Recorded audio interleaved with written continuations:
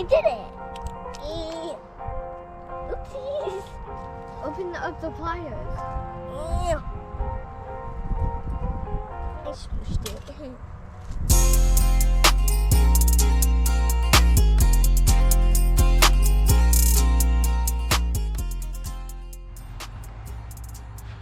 Well, hi everybody, and welcome back to our channel. We are just days away from Christmas, and we've got a moment. I've got today off as well as the rest of the week until next Tuesday. So we're going to use this time that we have to get some projects done on the property.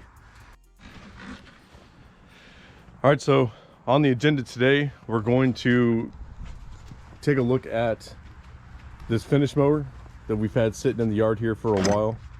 We picked this up a few months back, and the plan was to go ahead and work on it and get it broke down. Here in the near future, we're going to be running up to Agri Supply, which is a really good source for all kinds of hard to find parts and things that you would probably be searching online for. So we'll dig into that and figure out what we need before we make that trip up to Georgia.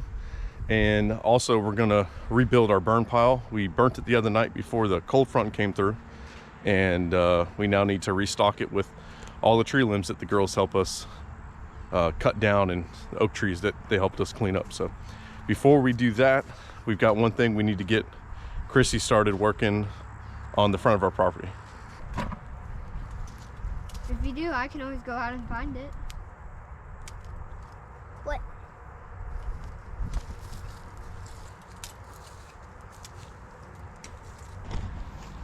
All right, so Chrissy's on her way to getting that taken care of for us. I'll give you a real quick synopsis of what she's doing.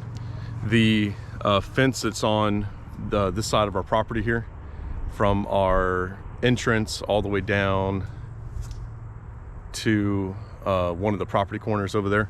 We put this up originally right when the house was being built, and the intention was to do a few different things, keep people off the property, and then also any kind of trash that was going to get blown off of the property from the construction process. The fence would be like a windrow and catch all that.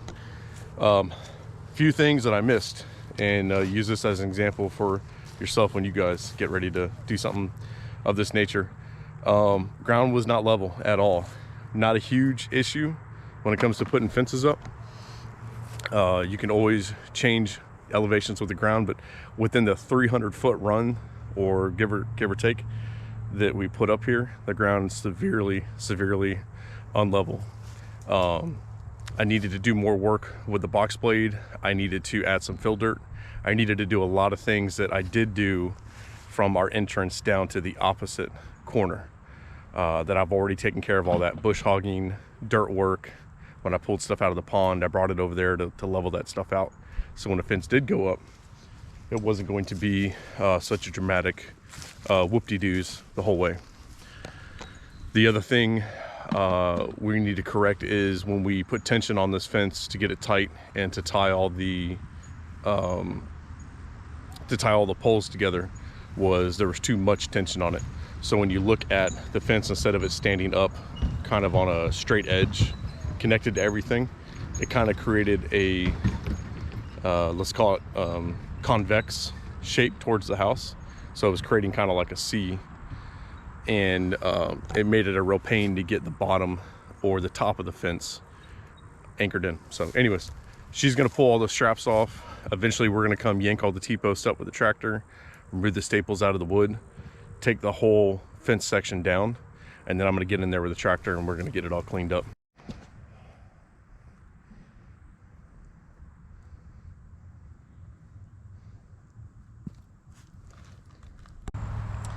All right, we're ready to go on the tractor. I got Kendall joining me. Say hi, Kendall. Hi, Kendall. So we're gonna be cleaning this pile up right here. Doesn't seem like much. There's still some pieces smoking. I don't know if the camera can pick it up or not. We're gonna get some dirt moved around and the ash cleaned off, pile everything unburnt back up, and then we're gonna grab this green piles that we got laid around the property.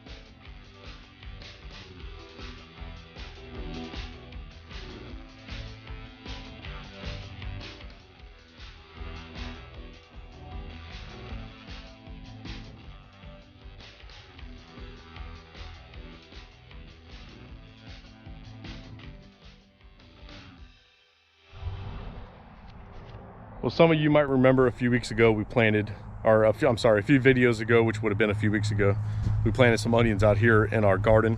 And let's take a look at them now and see where they're at.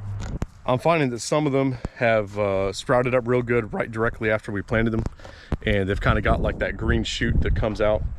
Some of them got the green shoot, some of them are still pretty small with their green shoot. The third variety is probably ones that have shot up and then bent over, or like cracked over. So I don't know if that's wind damage or rain damage. I don't know if that's let's say cold damage, but some of them are looking really good, some of them not so much. So I will say this though, the onions that we got from that Ace Hardware are the same ones that a coworker picked up, and he had this planted in his garden now. He did do them way earlier than we did, and I actually saw them last weekend and they were looking primo compared to ours. So good chance this one's going to be on us. We'll take whatever we can get, but right now I'm not very hopeful.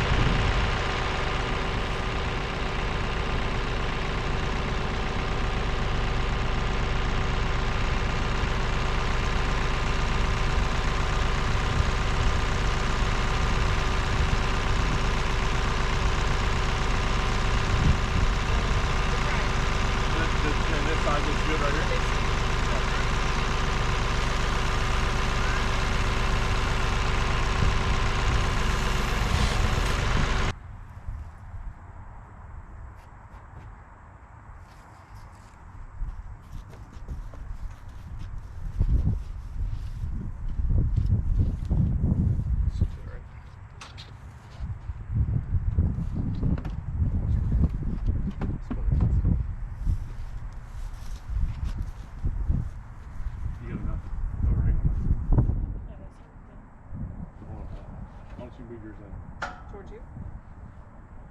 Yeah, just move the wood back. Lift the wood up, move the wood back. Alright, now move yours in just a little bit. Alright, now put the wood back.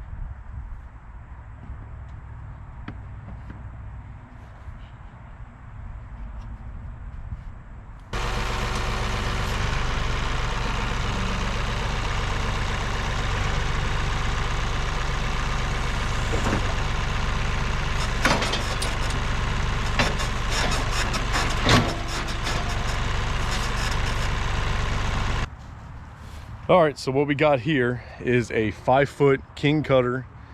I believe it's a king cutter just based on some schematics I found online and the way it's designed. It looks like it's a king cutter brand. There's no markings. 5-foot finish mower, and just pulled the cover off where the belts are. This is kind of the situation that it was in at the gentleman's house where we kind of got it from. It's I believe he ran into a little issue, this being it. I believe it's an idler pulley that belongs somewhere on this tractor. I'm gonna take a minute and get it cleaned up, and let's figure out where this mysterious part goes.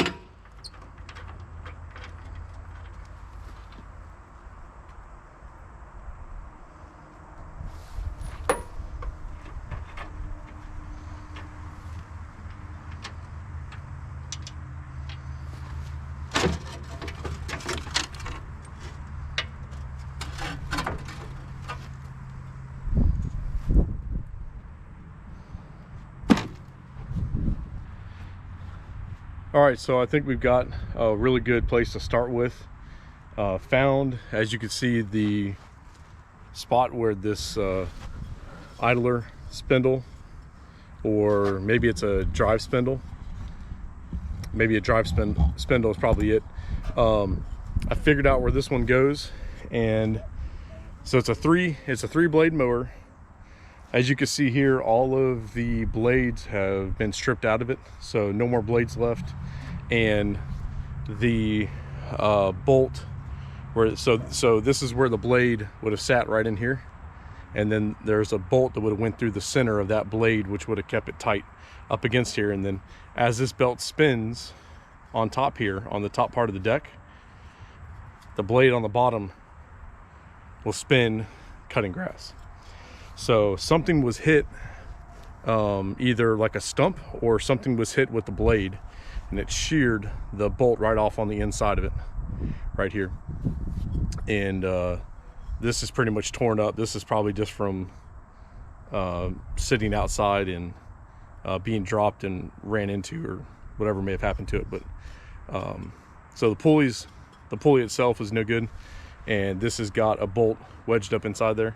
We may try to extract that, because I would bet you this is still in good shape, the bearing and everything that it rides on. We got a Zerk fitting right here, which we could change those out. But we might try to extract this bolt, and that may be a decision we figure out once we figure out the cost of this.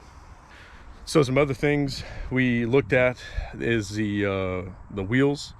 The steel wheels are in pretty good shape. They're not really rusted through or anything. I think a wire wheel and some paint would really do some magic. The one thing that kind of concerns me is the chunks of rubber that's missing out of the tire portion of the wheel. The axle bolt is probably going to need to be replaced anyways, because of the grit and the sand. It looks all, it just grinds a lot when it turns. But two back tires are okay, just large chunks missing out of them. Two front tires are in pretty good shape. I think we had one chunk missing out of one of the fronts.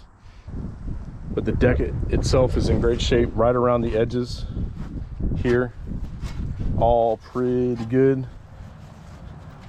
This inspection plate I pulled off, a lot thinner than the rest of it. We can always make a replacement for it. Got some rust here. Bottom of the deck is in real good shape. So I say bottom, but the underside, I guess is what I meant to say. Underside of the deck is in real good shape. No major holes eaten through from sand exposure when mowing. Really pretty happy with it. The yoke up front on the where it would hook up to the PTO drive shaft into the gearbox, that is just coated in dirt. The universal joint is frozen, so that'll be something we have to address, tear that apart, clean that up. If the universal joint is in good shape and it just needed that good cleaning, we're good. If not, we'll probably have to buy a new universal joint, and while I'm at it, I may just get a new coupler that goes up onto the tractor PTO. She's ugly, but I think she'll work. Let's check one more thing here.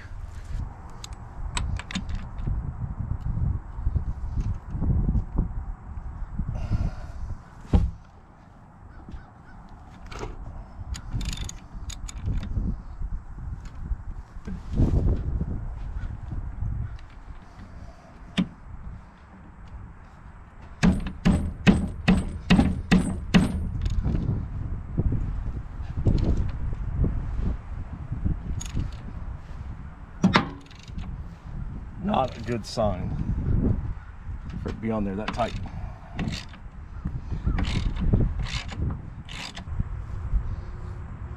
O-ring is split, which, you know, Florida heat, I guess that's normal. No rust on the inside of the threads. We've got no rust. Hopefully that means we've got oil and no water.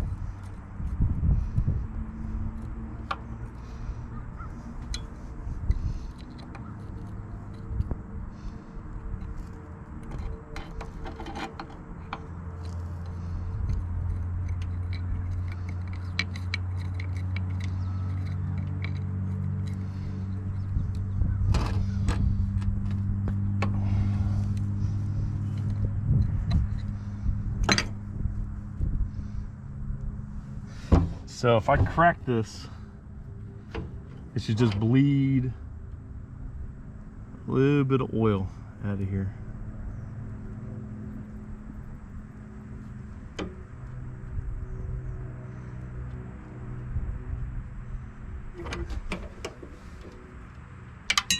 There it is. Not what you want to do. Not what you want to do. Well, good news, folks. We've got oil in our gearbox. Bad news is it just went everywhere. So when we hit a point in the restoration, we're going to drain all that out anyways. It'll definitely be a rust inhibitor with all the stuff that it's going to be coating. So no big deal. Definitely did not want that to happen, but not going to be a major issue per se. The oil content looks like it's in pretty good shape. I don't see a whole lot of water. It's not milky. There's kind of like a little bit of a white slick in it, so there might have been a bit of water, but not enough to be concerned about. I'm pretty happy with it. I don't know, you guys tell me what you think down in the comments if you want to leave one, but tell me what you think. We got this for a pretty decent price, and we're either going to fix this up and use it on the property, or we're going to try to fix this up and maybe throw it on Facebook Marketplace and try to make a few dollars on it. Right now I'm torn. I'm 50-50 if we fix it up and keep it, or fix it up and sell it. Tell me what you think. What should I do with it? And we'll see where we end up. But anyways, I'm gonna wrap this thing up. This will be it for the day. Lunch is getting prepared right now, and we've got some other things we need to get done. I've got a good idea of where I need to start with this and the parts I need to start looking at, so we'll get working on that. In the meantime, I wish you all a Merry Christmas, a Happy New Year, and we'll see you next time on the Fighting Ibis.